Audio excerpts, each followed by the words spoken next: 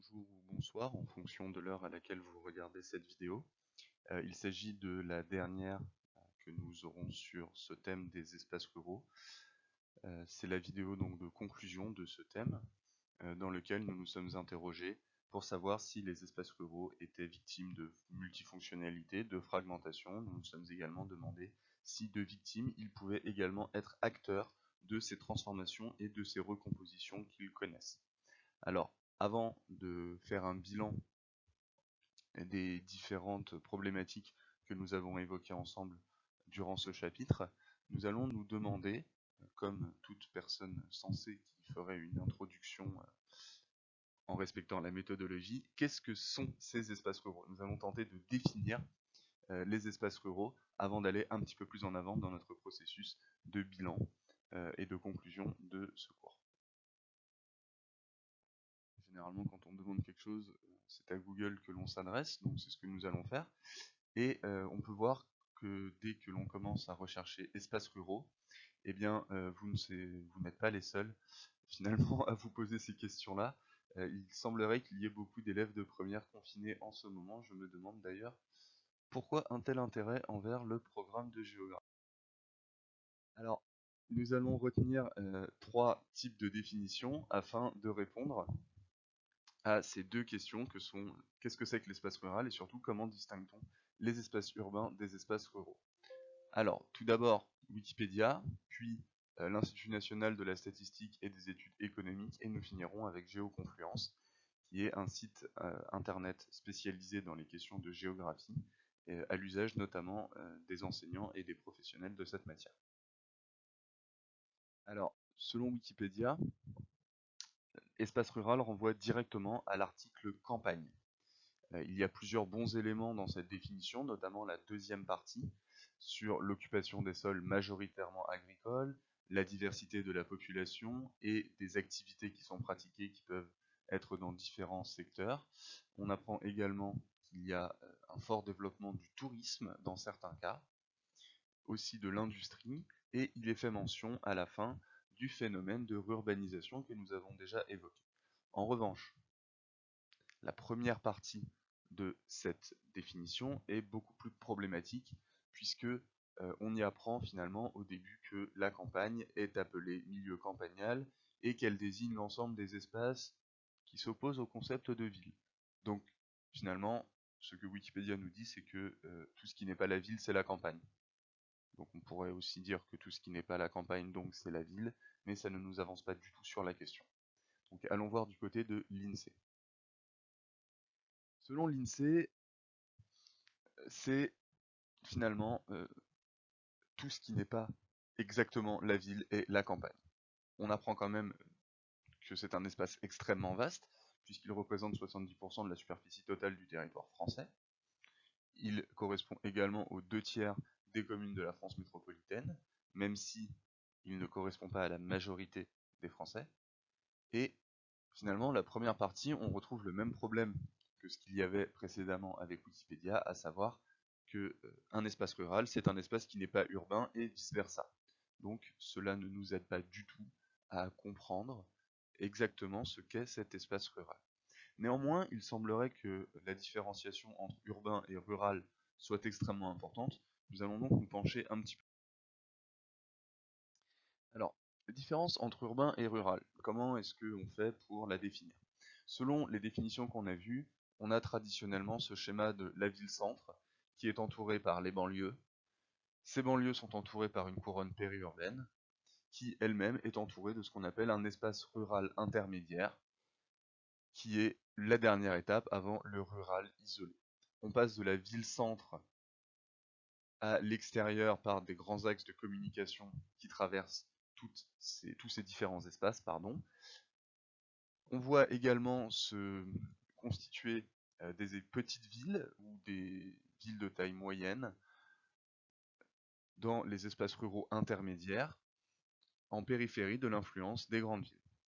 Enfin, on peut utiliser ce qu'on appelle un gradient de ruralité pour déterminer le niveau de ruralité que l'on souhaite établir dans une étude de cas. Donc on ne peut pas exactement pour l'instant définir avec exactitude le milieu rural, Néanmoins, on peut quand même dire que certaines régions sont plus rurales que d'autres.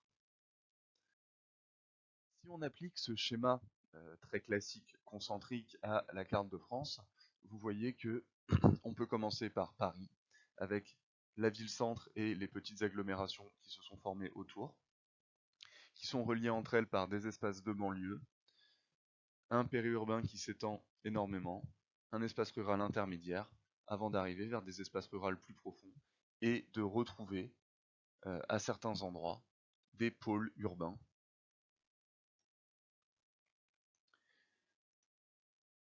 On retrouve également nos axes de communication et le gradient de ruralité que j'évoquais.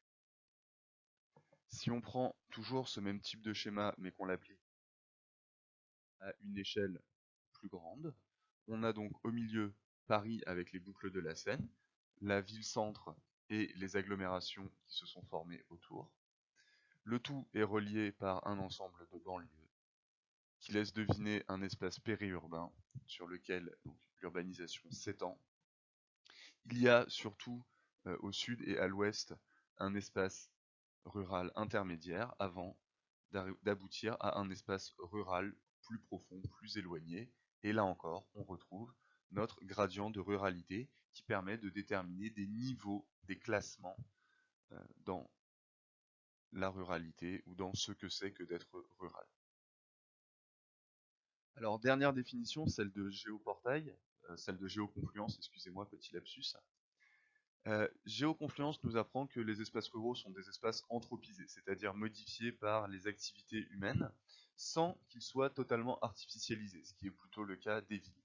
Ce sont des espaces naturels, donc, et parfois des espaces urbains. Donc on a la distinction qu'on retrouvait, mais on insiste sur le fait qu'il est très difficile de les définir, ces espaces ruraux. Puisque quand on parle de ville ou de campagne, des images extrêmement évocatrices nous viennent à l'esprit.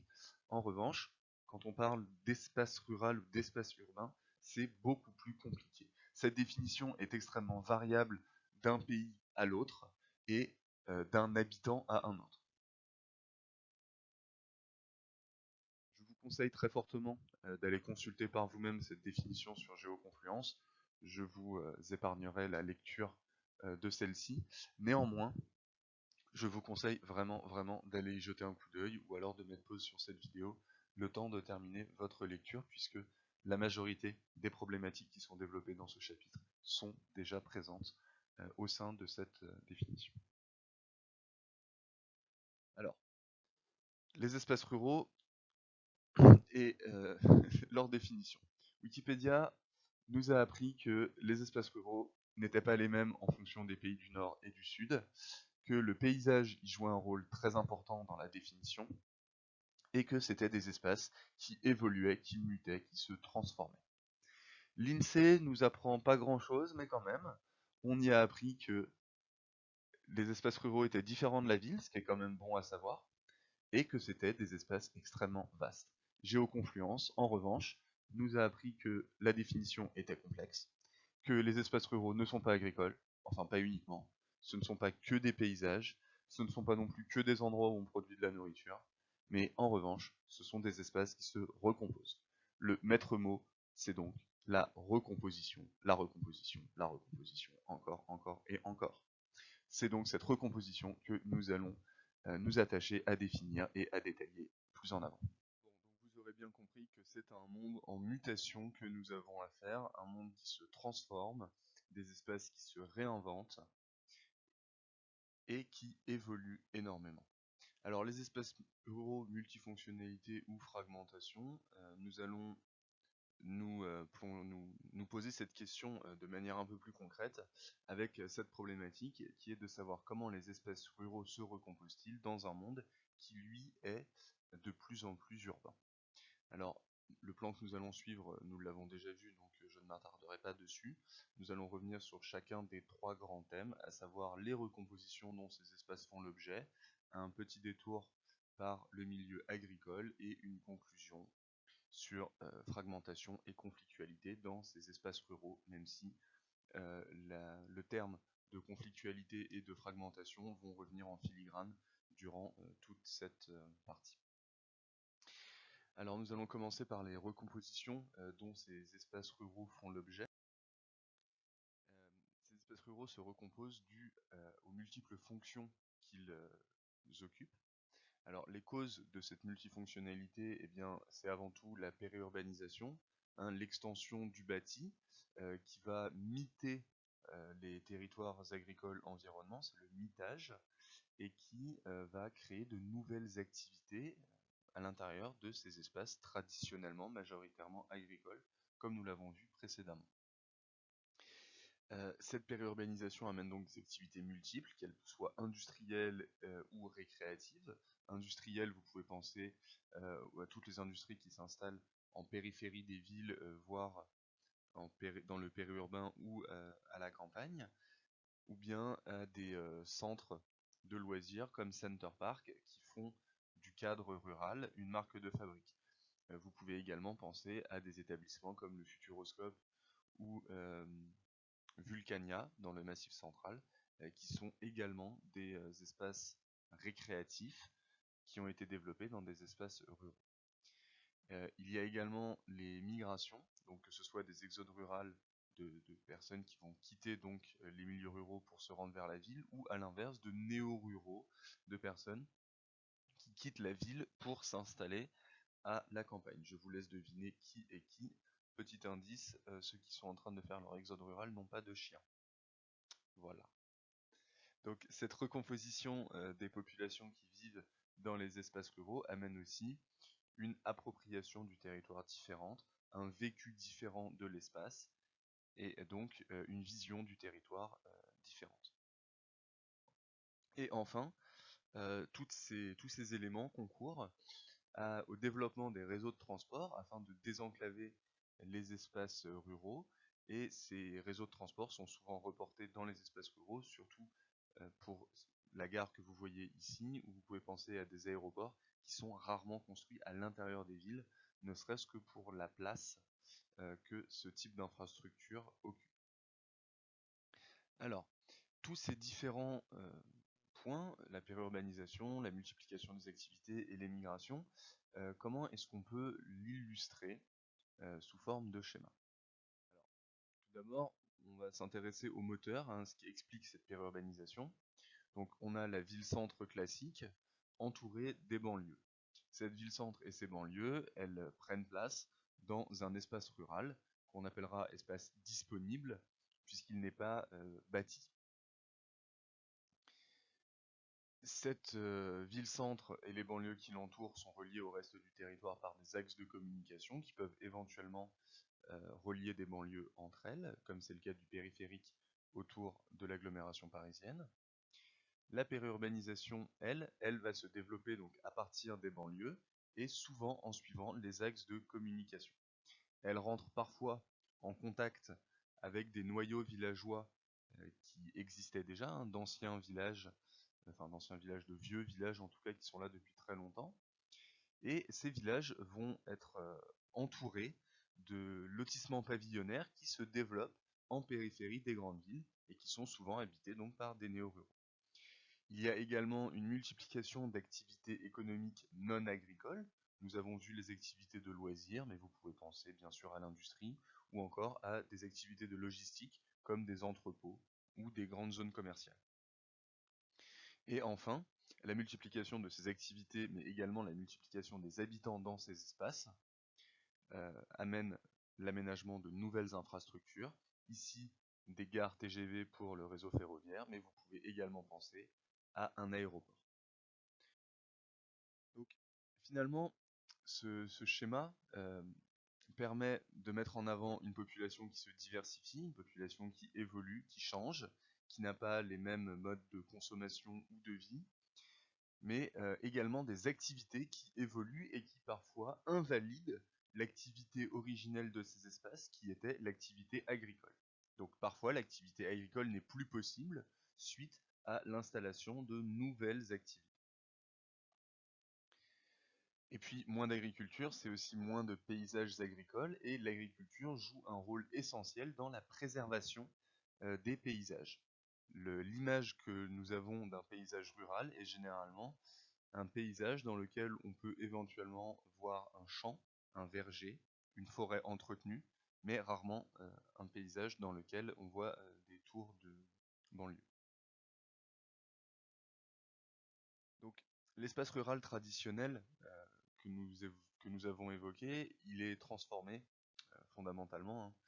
Donc, vous l'avez ici en arrière-plan, et c'est dans cet espace rural, parsemé de petites villes ou de petits villages, parcourus d'axes de communication, que se jouent les recompositions que nous allons étudier.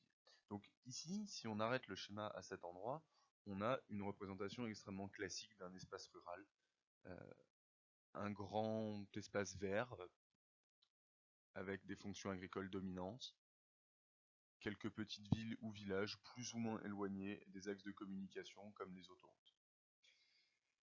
Avec le développement d'activités non agricoles comme des pôles de loisirs par exemple, la périurbanisation se développe également et entoure les petites villes ou villages. C'est ce qu'on avait vu sur le schéma précédent avec l'idée des noyaux villageois.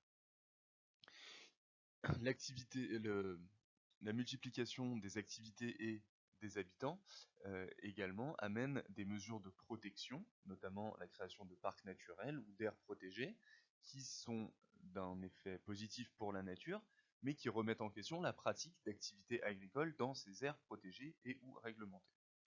Enfin, on peut imaginer de nouveaux axes de communication, comme une nouvelle ligne de chemin de fer, une nouvelle autoroute ou une voie rapide, qui vient, là encore, fragmenter les différents espaces en créant des frontières artificielles et en instaurant des lieux de passage. Vous pouvez tout à fait imaginer que cette nouvelle autoroute que je dessine passe au milieu de plusieurs champs qu'il faut donc diviser, vendre, séparer. L'ensemble de ces nouveautés, de ces changements, de ces mutations, créent de nombreux conflits d'usage entre les différents habitants de ces espaces ruraux. Alors finalement, cette multifonctionnalité et cette mutation des espaces ruraux, euh, eh bien, elle a quand même des côtés positifs. Les populations rajeunissent, la multiplication des activités laisse supposer une croissance économique plus importante, ou en tout cas une reprise de l'activité économique, et les mesures de protection contre l'environnement eh bien, sont positives car elles permettent de préserver des éléments extrêmement importants de la biodiversité. Donc plus de monde, plus d'activités, une meilleure sauvegarde de la biodiversité. Le schéma pourrait s'arrêter là et être quasi idyllique. Néanmoins, il y a quand même des atteintes environnementales avec la multiplication des activités, bien sûr, hein, donc, qui ne sont pas toujours compensées par les mesures de protection. Et il y a également, on va y arriver tout de suite après, une concurrence de plus en plus importante pour l'occupation de l'espace, ce qui va nous amener à parler en détail des conflits d'usage une fois que nous aurons traité la question de l'agriculture. Eh bien, des conflits, nous allons continuer à en évoquer en parlant des espaces agricoles dans les espaces ruraux. De quelle agriculture exactement est-ce qu'on parle? Agriculture périurbaine, agriculture vivrière, agriculture productiviste. Cette agriculture qui est une constance, qui est quelque chose de très très très important, qui occupe la majorité de l'espace rural, eh bien, elle subit de très très grandes transformations. Nous allons nous pencher sur ces transformations. Les deux grands types d'agriculture qui s'opposent sont d'un côté l'agriculture productiviste, mécanisée, utilisant des engrais et des infrastructures d'irrigation, et à ma droite l'agriculture traditionnelle, qui occupe une très très grande superficie, mais qui emploie énormément de personnes, qui est composée majoritairement de petites, voire toutes petites exploitations, et qui se fait avec très peu de mécanisation et très peu également d'intrants chimiques. Traditionnellement, quand on pense à ces deux types d'agriculture, on a plutôt tendance à considérer l'agriculture traditionnelle comme étant représentatrice de tout un mode de vie, de tout un imaginaire que l'on associe à l'espace rural, hein, l'imaginaire du paysan dans son champ avec ses vaches. Eh bien, c'est une image qui est attachée à l'agriculture traditionnelle, mais cela change énormément. Alors, voyons un petit peu plus en détail. Cette agriculture traditionnelle, eh bien, on la trouve principalement en Chine, également en Inde et dans le reste de l'Asie. Donc l'Asie représente presque les 3/4 de l'agriculture traditionnelle. On trouve le reste de ces exploitations en Afrique, puis ensuite en Europe, Amérique latine, Moyen-Orient, etc. C'est donc principalement l'Asie qui représente le plus grand nombre d'exploitations d'agriculture traditionnelle, suivi de l'Afrique subsaharienne, sur laquelle nous reviendrons ensuite. Alors, l'agriculture traditionnelle, c'est la majorité des exploitations qui sont gérées par peu de main-d'œuvre, soit une famille, soit une personne seule. C'est 80% de la production alimentaire mondiale. La majorité des gens se nourrissent grâce à l'agriculture traditionnelle. Elle occupe entre 70 et 80% des terres agricoles, donc c'est une agriculture qui est consommatrice d'espace. C'est d'ailleurs ce que vous pouvez voir dans le schéma ci-dessous, puisque 76%, les 3/4 des exploitations font moins de 1 hectare. Quelques-unes, 23%, font entre 1 et 5 hectares, et seulement 1% font une superficie supérieure à 5 hectares. On est donc sur un type d'agriculture qui emploie énormément de personnes, mais dans de très petites structures, et qui est consommatrice d'espace. A l'inverse, l'agriculture productiviste, elle est principalement présente dans les pays du Nord, donc on la retrouve beaucoup en Union européenne, États-Unis, ainsi que dans des pays comme le Brésil et l'Indonésie qui développent ce type d'économie depuis quelques années. Elle concerne les cultures commerciales, qui sont donc choisies pour leur rentabilité. On trouve beaucoup de soja, de maïs, d'agrocarburants, et on trouve aussi beaucoup d'élevage. 74% de la viande de volaille, 50% pour le porc, 43% pour le bœuf, 68% des œufs qui sont consommés dans le monde proviennent de l'agriculture productiviste. D'ailleurs, l'agriculture productiviste se caractérise par des moyens techniques sans commune mesure avec ceux de l'agriculture vivrière. Vous pouvez voir ici un avion ou un tracteur faisant le plein d'engrais. Et vous voyez sur l'image de plantation de palmiers en Indonésie, des palmiers qui sont plantés pour l'huile de palme, que le type de paysage produit par l'agriculture productiviste est très très très différent du paysage rural que l'on aurait tendance à imaginer. Il fait des limites extrêmement nettes, hein, comme vous pouvez le voir, entre les espaces cultivés et les espaces en friche. Je vous renvoie au front pionnier que nous avions déjà évoqué. Vous voyez cette limite très claire s'afficher entre des espaces qui ne sont pas encore exploités et ceux qui le sont déjà.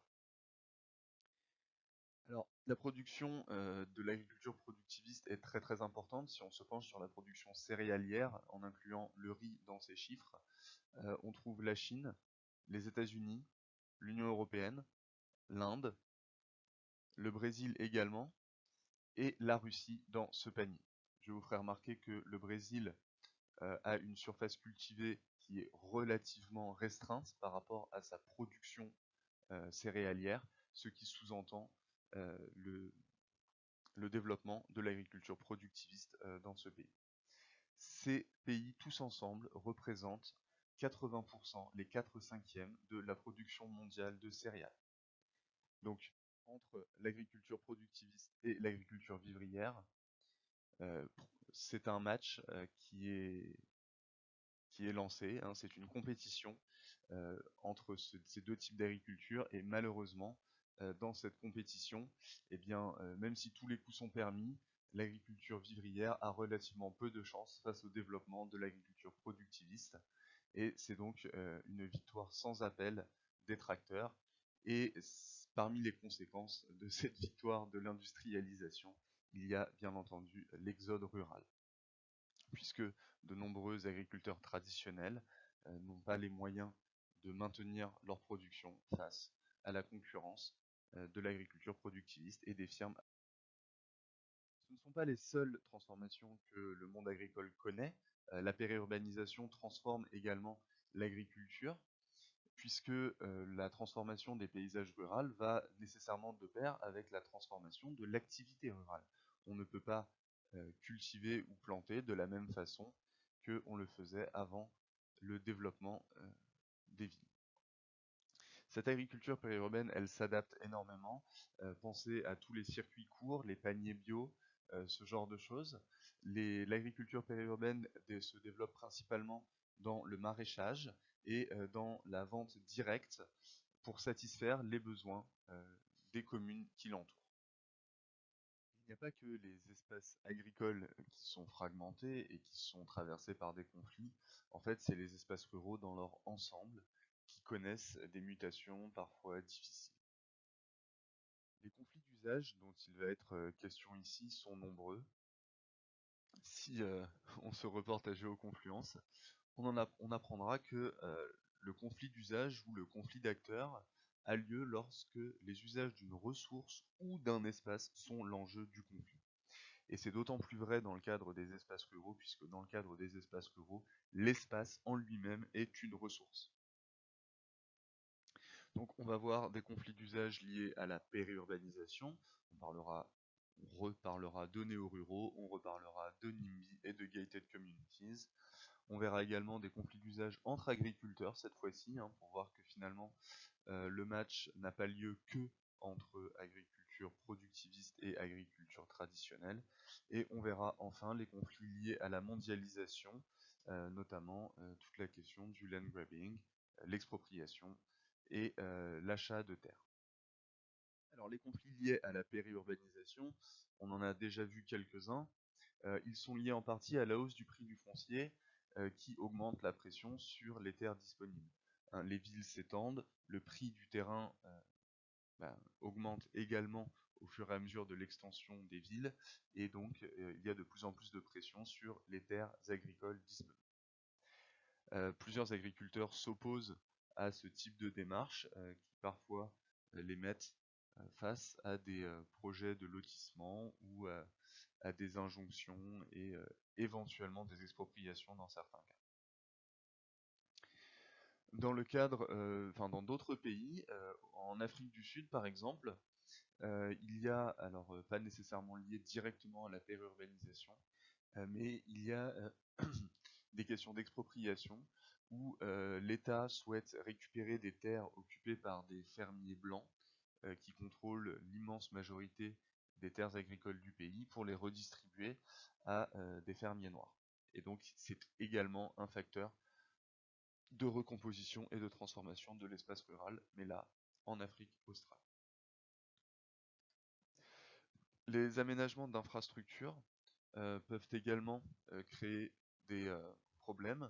Vous voyez ici des manifestantes qui s'opposent à la construction d'un projet d'autoroute qu'elles associent à une expropriation, à un vol de terre, puisque cette autoroute devrait les forcer à déménager.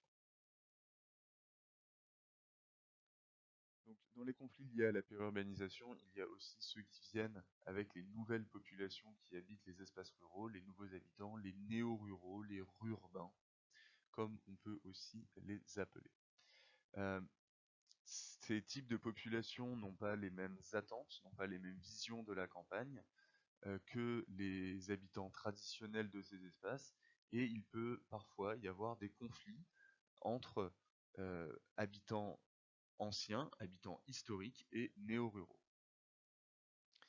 Alors il peut y avoir des conflits qui relèvent de l'anecdotique, mais d'autres conflits plus importants qui touchent directement des aménagements de territoire. Vous avez ici des images de Center Park, du Futuroscope, ainsi que de l'aéroport de Lyon. Plus largement, la question des néo-ruraux et leur adaptation dans les milieux qu'ils habitent pose la question du vivre ensemble et de ce que chacun est prêt à faire ou à sacrifier pour vivre avec d'autres personnes dans un environnement partagé. Enfin, l'un des conflits qui est directement lié à la périurbanisation est celui qu'on connaît sous l'acronyme de NIMBY, le Not in My Backyard. Nous avions déjà parlé de ce concept lors du cours sur la métropolisation. Rappelez-vous, eh bien, ce concept, tout comme la gentrification, peut également être appliqué aux espaces ruraux, puisque si vous êtes l'heureux petit propriétaire de cette maison en campagne avec une éolienne dans le jardin, il y a beaucoup de chances que vous rejoigniez ce mouvement qui refuse de voir les éoliennes près de chez eux. L'idée des personnes qui s'impliquent dans ces mouvements-là euh, n'est pas nécessairement de refuser la technologie ou l'infrastructure en elle-même, mais elles ne le veulent pas chez elles. Donc on a tendance à simplifier cette attitude du not in my backyard sous prétexte que c'est tout simplement chez moi et donc je n'en veux pas et je n'irai pas chercher d'autres arguments plus larges pour élargir ma réflexion. Néanmoins, ces conflits sont extrêmement importants et là encore posent aussi la question du vivre ensemble et du projet de société que nous sommes capables de faire ensemble et de quels sont les sacrifices ou au contraire les choses auxquelles nous devons renoncer si nous voulons tous ensemble mener à bien les projets que nous nous fixons. Et puis, cette idée du changement qui est désagréable, c'est quand même une vieille histoire. Alors, il y a aussi des conflits entre agricultures, pas uniquement, comme nous l'avions vu, entre l'agriculture productiviste d'un côté et vivrière de l'autre, qui se terminait par la défaite de l'agriculture vivrière. Il y a également, en plus de ces conflits qui mènent à des expropriations et à des changements radicaux dans les modes de vie ruraux, comme par exemple ici au Brésil, en Inde ou même en France. Il y a également des conflits entre agriculture traditionnelle, notamment entre agriculteurs et éleveurs. Ces conflits sont particulièrement présents dans la bande du Sahel, donc bande qui sert de frontière naturelle, enfin de limite naturelle, pardon, entre les espaces sahariens d'un côté et la forêt d'Afrique centrale de l'autre, ou tout particulièrement au Burkina Faso, dans le nord du Burkina Faso, où vous avez au sud des populations qui pratiquent traditionnellement une agriculture maraîchère, qui sont confrontées à l'arrivée par le nord de populations notamment qui fuient les exactions de la secte Boko Haram au Mali, qui elles sont des populations d'éleveurs, et entre éleveurs et agriculteurs, il y a souvent des conflits d'usage qui sont extrêmement difficiles à résoudre, surtout que ces conflits d'usage se doublent généralement de conflits sociaux, ethniques et religieux.